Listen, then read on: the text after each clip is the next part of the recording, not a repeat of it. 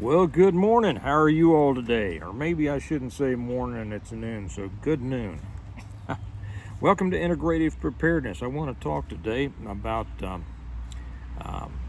forming MAGs, forming your SHTF group, your Tiatwaki group, the proper way, the Stonemont way. I've had so many people ask me, and so many people come on over the years and have said, I've tried to start a group and it fell apart, and I can't find a group to join, and nobody around here wants to be a part of it, and I joined one or another and had problems, whatever. Like, yeah, I understand a lot of people have problems. Most MAGs don't hold together for any number of reasons. I'll get into that, and I'm going to tell you how to do it the Stonemont way. And of course, that has to do with the way I explained in great detail in my books, and I'll explain that in a couple of minutes. I put up a couple of things already today on the Patreon channel. One, I started the day off with a funny. Many of you know that I have warned against listening to the wrong people on YouTube, right? YouTube is full of people who are talking about things they don't know a thing about, or trying to act like they're something that they're not.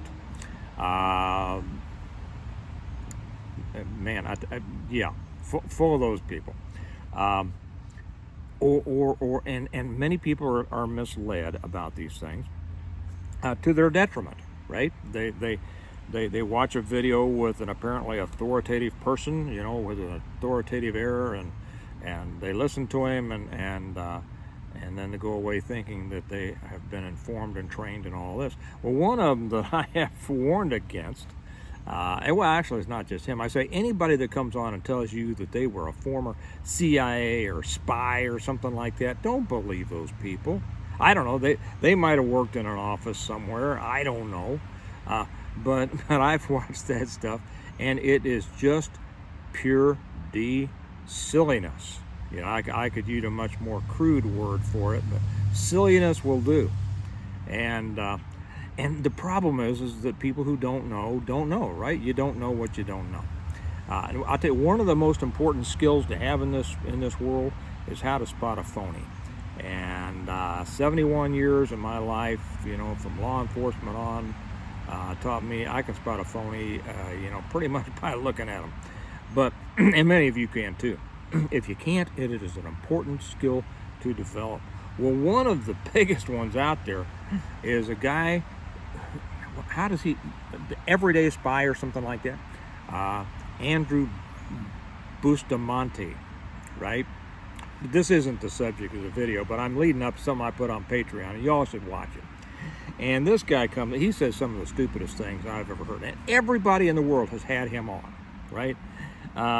Sean Ryan and all these other people have him on, and they're talking to him. And who's that kid that likes to interview all the Delta guys? I don't remember his name right off. Yeah, a lot of the people that he has on are good, and then he has some people like this Everyday Spy Andrew Bustamante. Well, anyway, so I ran up across one today made by a guy by the name of Nate. His channel is Valhalla VFT. And he's been involved in some of the exposure of Tim Kennedy and some of those other people, if you're familiar with that saga. And he made one. He does a lot of comedy stuff. He's an Army guy, and a former retired Army guy, and he does a lot of comedy. And he did a skit that just had me rolling, and it was a fake interview between him and this Andrew Bustamante. So I posted that over on the Patreon channel, and you ought to go watch it. Another thing that I just posted on the Patreon channel also was a short film. It's about 45 minutes long. It's called The Director's Cut of Living Off-Grid by Thomas Massey. Now, if you know who Thomas Massey is, he's a congressman. Kind of goes against the grain. He's a constitutional conservative. I'm not going to get into politics here, but he's a very interesting guy. Kind of equate him with a Rand Paul, okay, but on the House side. Trump's going after him because he didn't vote with Trump on the Iran deal. Let me take a sip of this. It's my third cup of coffee of the day, which means this one has butter in it. People ask me, Steve, you drink butter in your coffee? Yes, sometimes. First cup of coffee of the day, I put methylene blue in it. Second cup of coffee of the day, I put iodine in it. And the third cup of coffee, I put butter in it. There are reasons for all of those, just for those of you who care. And if you're new to the channel, welcome. And you will find that it's kind of a community here. And I chat for a few minutes, just telling you little things like this before we get into the meat of the matter. But anyway, this Massey, smart guy. He's a representative from, I believe, northeastern. I might have Kentucky, somewhere. Kentucky. Smart guy, MIT, kind of a back to the land guy. Anyway, it is a documentary of how he built. He grew up in Kentucky, went to MIT, came back to Kentucky to get back to his roots, accidentally became involved in politics, but really this is the story of how he built out his off-grid, I won't call it a homestead because it's not a little cabin. It is an unbelievable house. This guy, he built his own timber frame house.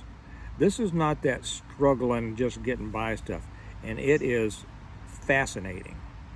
And he goes into explanation of everything that he did, his livestock, his gardens, his house, how he heats it, all the off-grid stuff. It is, I think, truly inspiring. So I put that up over the at the Patreon channel. Those of you who are on Patreon will get to see that. Those of you who aren't, come on over. I invite you. It's $1 a month, and you get. I put so much more over there than I do on YouTube. If you're really interested in preparedness and inspirational stuff, come on over. You'll love it. So anyway, the today's topic, because I've had a lot of people ask, is how do I form a mag, or how do I form a group, and how do I do it like Stonemont? Okay, and for those of you who haven't read my books, that's the name of the series of my books, the Stonemont series. Okay, it's currently 7 novels, sequential novels. I'll show them to you in a few minutes. If you haven't read them, tell you how to get them if you'd like. And if you haven't read them, you should. That should be the very next thing you do, because I pack so much information in it. Well, I am not a believer, as many of you know who have been with me for a while, in forming pre-collapse mags, mutual assistance groups, or things like that. And there's a reason for that. It's because when you try to start a group, now with a couple of caveats, there are a couple of exceptions here that I'll talk about. When you try to start a group with that particular thing in common, you are going to draw people to it with that particular thing in common. Okay, that everybody will be interested in collapse. You know, Teotwaki, SHTF, societal collapse, monetary collapse, whatever it may be, CME, like in my books, and you will draw those people. The problem is that all of those people won't necessarily have the same core values as you. And that is far more important than whether they happen to be interested in preparedness. Okay? Seriously, I'll take good people over prepared people any day if the prepared people aren't good people. Okay? Let me have another sip of buttered coffee. If you haven't tried it, it's good. It's one of the staples of a carnivore diet. I'm not 100% carnivore anymore. I'm a carnivore-ish. Okay? A lot of protein, but I still like my hot fudge sundaes occasionally. And popcorn if we're watching the movies with the families at night. So you'll pull in people with that interest. But the reason that most mags, and people who have been in them will tell you this, most mags fall apart because of differences between the people.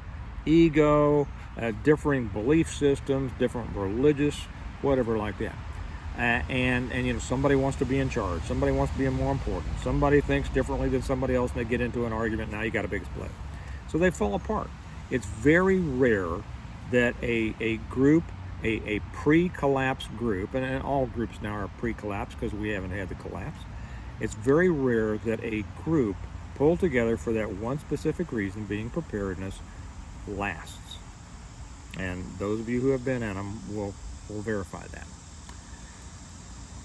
With the exceptions of those that are formed initially from people with other common important core interests. Okay, for instance, Mike Hoskins, one of our highly esteemed patrons over on the Patreon channel, has been involved in forming two groups, very successful groups, but they are from people in his church.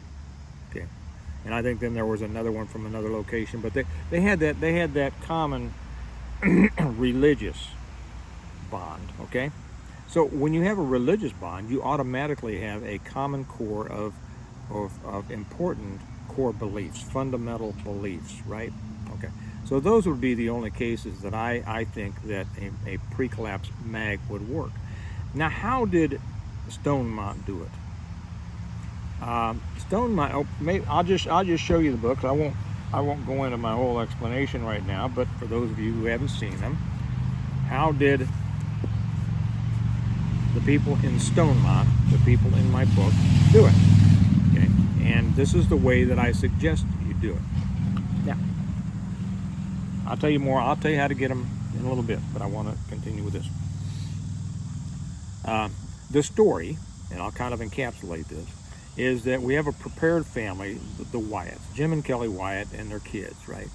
And they, because they kind of knew they had they are PMPs, preparedness-minded people, and they kind of saw what was happening with the world, and they wanted to separate themselves from it, which is the concept, the basic concept of integrative preparedness, to be able to separate yourself from dependence on those external systems over which you have little or no control. Doesn't mean that you have to move out in the woods or anything like that. You just separate from dependence on the systems. Well, they moved out into the exurbs, out to where they have, some acreage, and started developing and building their self-sufficient lifestyle, right? Okay, their own electricity, their own heating. They built their own house. You don't have to build your own house. You can if you want. Have somebody build it. Built their own house. They call it Stonemont because of all the stones on the hill that they built the first level of their house with. So they kind of made that a joking name, Stonemont. Gardens, orchards, all those kinds of things. They became self-sufficient. Now, at the time, they were still, driving into the suburbs, not the city, into the suburbs, for dinner or a movie or something like that. But they had established themselves so that when everything fell apart, it wouldn't affect them that much. As a matter of fact, one of the quotes of Jim Wyatt, the main character, says, Jim Wyatt said that if everything fell apart, he didn't want to notice. He didn't want to just live, he didn't want to notice. Or just didn't want to survive. He didn't want to notice. So now the collapse does happen. Jim's caught away from home, but he makes it home. I won't go into all that. He makes it home. And now we have the family unit. The husband and the wife and the kids, all of whom are tuned into the preparedness mindset, right? A family of PMP. Now the second chapter introduces us to Christian Bell, who is Jim Wyatt's nephew. And Christian Bell works at a hospital in security, kind of like I did, some miles away, actually in Leavenworth, Kansas. And this Stonemont is in an area of Miami/Lynn County, Kansas. And so everything falls apart in the hospital because Christian Bell is also tuned in to what's going on in the world. He's preparedness minded. He says he checks around, does what he should do in the hospital, and then he walks out to his truck to get his JIC bag. That's what we call it. We don't call it get home bag or go bag. It's a JIC bag, just in case, JIC. It covers everything. So he goes out to his truck, pulls his JIC bag out and pulls his rifle out, and he's getting ready to hoof it home. And he sees a guy, and he's going to walk to Stonemont because that's always been the plan, right? It's always been the plan. Hey, if anything happens, get your butt to Stonemont and we're family, and family is the core that it starts with. So so he's out there, and then he sees this guy walking towards him. He's a paramedic that the guy knew, that he had seen around. The guy comes over, and he's kind of dressed out the same. They could tell, each other were preparedness minded, and they meet up. I won't go through the whole story, but ends up, he says, and this guy is former Marine, and he doesn't really know anybody in the area. That's a long story. He said, well, come with me. Let's head to Stone Mine. Okay, so they're hoofing it to Stone Mine. They wake up one morning, and they see three thugs attacking a family down on the highway. The family is here from Ohio and Kansas, picking up their daughter from KU Law School, and trying to head back to Ohio when the collapse happens and their car shuts down, right? So they're being attacked. Christian and Mike, the other guy, go down, and they stop the attack, and they save these people, and they go through an execution scene of the bad guys, which I explain in detail as to why it was necessary. And then these people don't have any place to go, so they say, well, come on with us, we'll take care of you. It's a father, mother, and a daughter in her 20s. Come on with us until you get situated, and we'll see what we do. At least we'll get you, safe for now. So it takes them another day or so, and they finally arrive at Stone Mine. So now we have a reinforced group. We have a core group of the Wyatt family, a reinforced group with Christian and Mike, and then 3 more people. Well, these other 3 people, daughters just got out of law school. The father was a lawyer, and the mother is an engineer. And I base these people on people I know. And so as they get to talking, they realize the world is collapsing. These people aren't going to get back to Ohio, without getting killed. So Jim Wyatt says, well, stay here for as long as you want and make back, but here's how we live. And they find out through dinner and just being around with each other, these people also have the same values. Okay, that is the thing that's important. Having the same values. I'll take somebody who has the same values as me over somebody who can shoot great any day if the person who can shoot great doesn't have the same values. And so now they're realizing, they say, wow, this whole world has collapsed. And so reflecting what I always say is, you should prepare. If you're a true preparedness minded person, and if you are a true believer, you know that your responsibility goes beyond just yourself. And so they say, and Jim and Kelly are talking, they say, there's a lot of people out there suffering, don't know what to do. We need to go out and try to help whoever we can. Okay? And so they do. So they go out and they start making contact, and they find people, and they explain to them, says, you can come back with us. Here are the rules. Okay?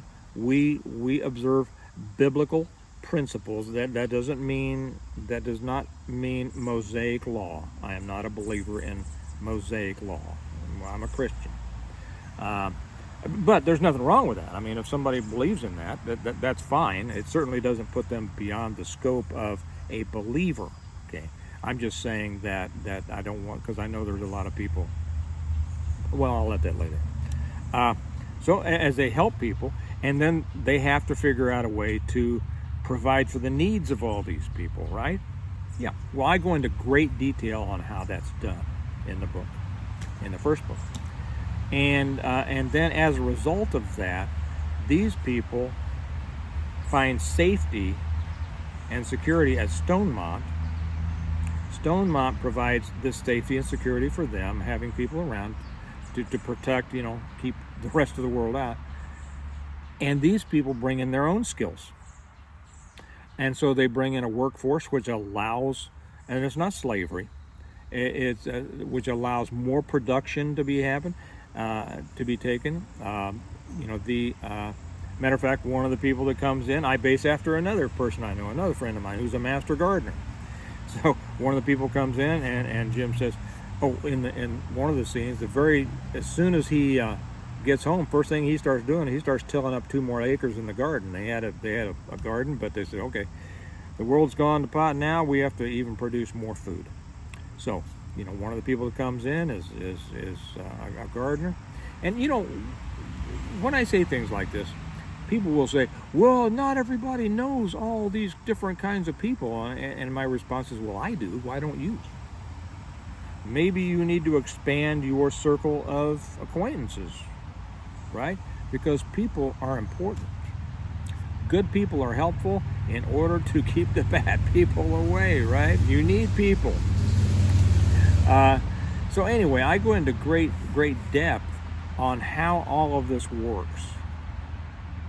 And it's a matter of common values and mutual assistance. See, now those people know, and I talk about, in one scene, Jim says to Mike, he says, well, all these people, they like us now because we've saved them from starvation, but when they get more secure, they will forget about their fear of starvation, and we might have problems down the road.